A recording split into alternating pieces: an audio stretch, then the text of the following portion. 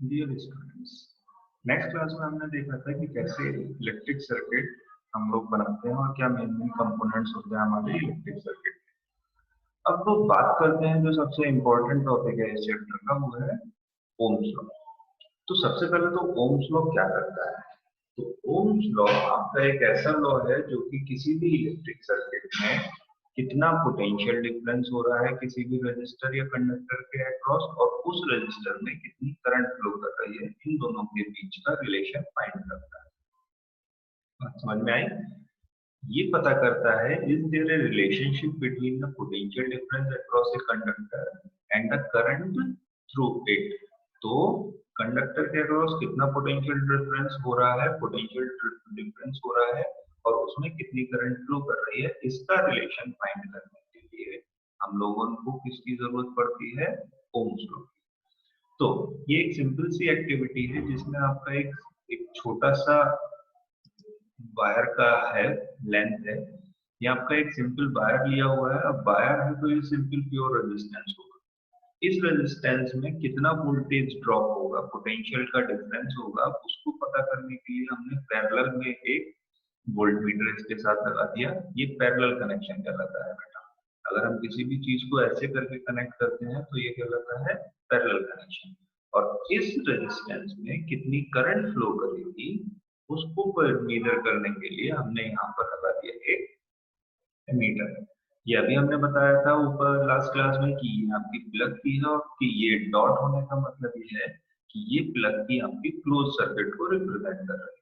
ये है हमारे सेल्स, यहाँ पर 1 2 3 4 सेल ले रहे हैं। लेकिन हम क्या करेंगे, हम एक एक करके इन सेल्स की वैल्यू को बढ़ाते जाएंगे। तो हम लोग एक ग्राफ प्लॉट करेंगे। ग्राफ कैसे प्लॉट करना है आपको? एक्टिविटी है, जब आप लैब में जाएंगे तो ये एक्टिविटी करिएगा।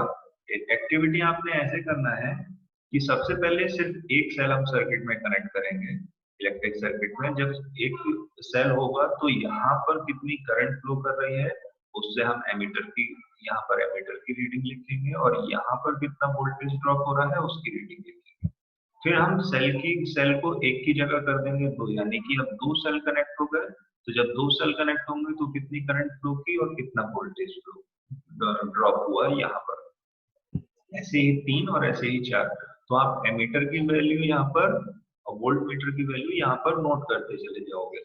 फिर जब सबसे एंड में जाओगे तो वोल्ट V और I का आप रेशियो लोगे, यानी कि कितना वोल्टेज ड्रॉप हुआ और कितनी करंट फ्लो की। जब आप रेशियो लोगे तो वो रेशियो आपको अप्रोक्सीमेटली कांस्टेंट दिखेगा। अप्रोक्सीमेटली हम लोग इसलिए बोल रहे हैं क्योंकि एमीटर में कुछ एरर हो सकती है, वोल्ट मीटर में आपको कुछ एरर दिखाई दे सकती है। आइडियली ये एकदम सेम होना चाहिए। अगर ये रेशियो 1 आ रहा है यहाँ पर तो चारों ही केस में वो रेशियो 1 आना चाहिए। तो आइडियली ऐसा नहीं हो सकता, लेकिन उसमें थोड़ी सी एरर हो सकती है क्योंकि यहाँ पर एमीटर और वोल्टमीटर में कुछ एरर हो सकती है। ठीक है, तो जब आप इस चीज को बनाओगे, बी आई को यहाँ पर, बी को यहाँ पर रखोगे, और बी और आई के बीच में हम लोग एक वोल्टेज का ग्राफ बनाएंगे, वोल्टेज और करंट का एक ग्राफ बनाएंगे।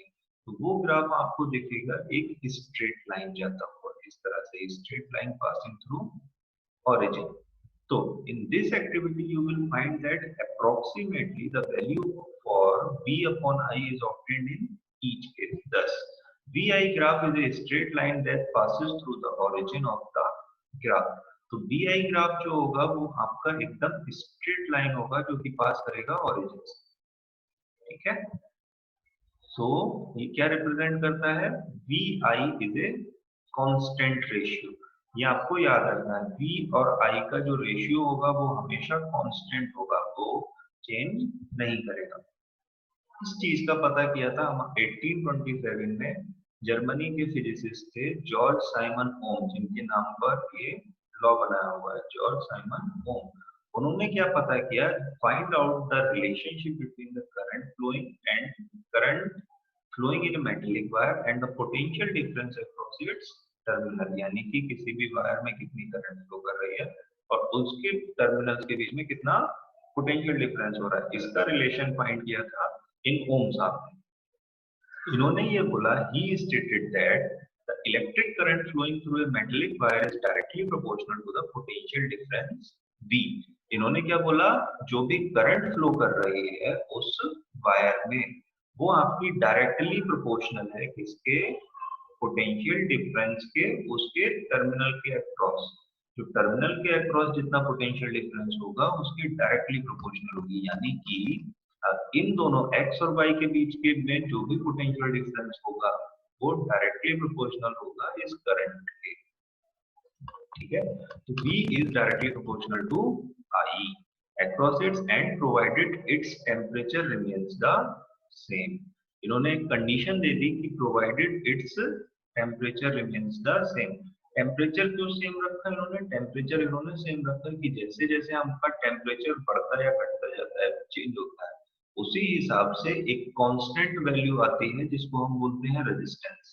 वो रेजिस्टेंस वेरी करता है और जिस उस रेजिस्टेंस के वेरिएशन की वजह से वोल्टेज और करंट की वैल्यू में चेंज हो सकता है। तो कंडीशन क्या है ओम्स लॉ के लिए, ये आपको बहुत अच्छे से याद रखना है। The electric current flowing through a metallic wire is directly proportional to the potential difference across its ends provided its voltage temperature remains the same। उसका टेम्परेचर हमेशा सेम रहना चाहिए। This is called Ohm's law. ये आपको as it is ऐसे ही याद करना है इन्हीं वर्ड्स में। अब अगर हम मैथमेटिकली इसको देखें तो हमको क्या दिखेगा, V is directly proportional to I। V आपका डायरेक्टली प्रोपोर्शनल है किसके, I के। तो V is directly proportional to I, तो इसका मतलब हो गया V upon I is equal to constant, और उस कांस्टेंट का नाम हम लोग देते हैं R। R होता है एक कांस्टेंट जिसको आप बोलते हो resistance. R is a constant for the given metallic wire eight A given temperature and is called a resistance. ठीक है, R हमारा कांस्टेंट होता है बच्चा। R is a constant for the given metallic wire at a given temperature and is called its resistance। तो resistance जो होता है वो टेम्परेचर डिपेंडेंट होता है। ठीक है, तो एक बार फिर से देख लो, इलेक्ट्रिक करंट आपकी ओम्स लॉ क्या बोलता है, the electric current flowing through a metallic wire is directly proportional to the potential difference B across its end provided its temperature remains the same। इसको एज इट इज ऐसे ही याद करना है। ठीक है, तो voltage is directly proportional to I हो गया, इसका मतलब हो गया V अपॉन I हमेशा कांस्टेंट होगा। V अपॉन I जैसे ही कांस्टेंट हो गया, आपने इस कांस्टेंट को माना R। ठीक है, और V इज इक्वल टू हो गया अब IR। इस I को हम ले गए इस तरफ, तो V इज इक्वल टू हो गया IR। R is a constant for the given metallic wire at a given temperature and is called its resistance। It is the property of resistance to resist the flow of charge। Resistance जो होता है conductor की property होता है जिसकी वजह से वो चार्ज को फ्लो होने से रोकता है। ठीक है, चार्ज को फ्लो होने से कंडक्टर की वो प्रॉपर्टी जो उसके अंदर चार्ज को फ्लो होने से रोकती है वो कहलाती है आपकी रेजिस्टेंस। ठीक है, तो इसकी यूनिट होती है ओम, जिसको आप ग्रीक लेटर इससे रिप्रेजेंट करते हो, ये सिंबल है। अब ओम्स लॉ के हिसाब से R इज इक्वल टू होता है V अपॉन I। ठीक है, if the potential difference across the two ends of the conductor is 1 volt then the current through it is 1 ampere. यानी कि 1 ओम रेजिस्टेंस वो होगा जब आप किसी भी कंडक्टर के अक्रॉस वोल्टेज अप्लाई करोगे 1 वोल्ट और उसमें करंट फ्लो करेगी 1 एम्पियर, तो उस कंडक्टर का रेजिस्टेंस होगा 1 एम्पियर। फिर से एक कंडक्टर है जिसके दोनों टर्मिनल पर अगर आप 1 वोल्ट पोटेंशियल डिफरेंस अप्लाई करते हो तो उसमें जो करंट फ्लो करेगी वो होगी 1 एम्पियर, तब उसका रेजिस्टेंस होगा 1 ओम। ठीक है, इसके अलावा हम देखते हैं I is equal to V upon R। अगर इसी इक्वेशन को आप रीअरेंज करोगे R is equal to V upon I को, तो आपको मिलेगा I is equal to V upon R। It is obvious from equation 12.7 that the current through a resistor is inversely proportional to its resistance।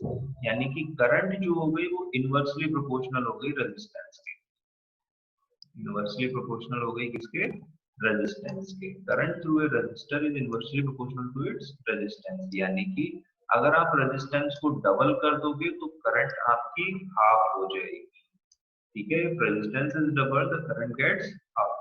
In many practical cases, it is necessary to increase or decrease the current in an electric circuit. A component used to regulate current without changing the voltage across the source is called variable resistance. तो कोई भी ऐसा electric circuit जहां पर आपको current की value को बढ़ाना है या फिर घटाना है, तो वो काम आप बहुत आसानी से कर सकते हो वेरिएबल रेजिस्टेंस से। तो वेरिएबल रेजिस्टेंस का सिर्फ एक काम हो गया, किसी भी इलेक्ट्रिक सर्किट में करंट की वैल्यू को बढ़ाना है या घटाना है, या फिर हम सिंपल बोल सकते हैं रेगुलेट करना है, ठीक है। इसी वेरिएबल रेजिस्टेंस का दूसरा नाम है रियोस्टेट, ठीक है। In an electric circuit, a device called rheostat is often used to change the resistance in the circuit. We will now study about the electrical resistance of the conductor with the help of following activity. ये activity हम लोग next class में करेंगे। ओम flow से related आपको कोई भी doubt है तो फिर आप पूछ सकते हैं मेरे से यूट्यूब पर। Thank you.